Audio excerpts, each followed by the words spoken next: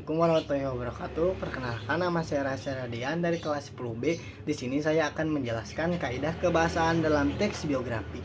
Nah, apa itu teks biografi? Teks biografi adalah teks yang berisi riwayat hidup seseorang yang ditulis oleh orang lain. Teks ini memiliki ciri khas dalam penggunaan bahasa yang disebut dengan kaidah kebahasaan.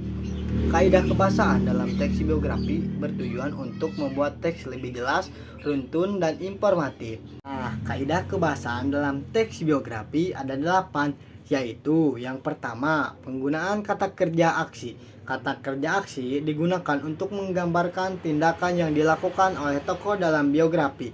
Contohnya, berjuang, menulis, mendirikan, dan mengajar. Yang kedua, penggunaan kata kerja mental. Kata kerja mental digunakan untuk menunjukkan proses berpikir, perasaan, atau sikap tokoh. Contohnya mengagumi, percaya, menginginkan, dan memahami. Yang ketiga, penggunaan kata rujukan. Kata rujukan digunakan untuk menghindari pengulangan kata dan membuat teks lebih efektif. Contohnya, ia, mereka, dan tersebut. Yang keempat, penggunaan konjungsi temporal. Konjungsi temporal digunakan untuk menunjukkan urutan waktu dalam peristiwa kehidupan tokoh.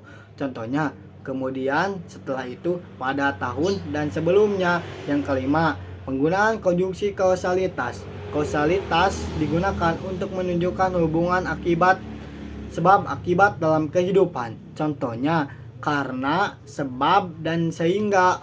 Yang keenam, penggunaan kalimat majemuk. Kalimat majemuk sering digunakan dalam teks biografi untuk menjelaskan peristiwa secara rinci. Contohnya, Kartini belajar dengan giat karena ia ingin memperjuangkan pendidikan bagi perempuan. Yang ketujuh, penggunaan kata sifat.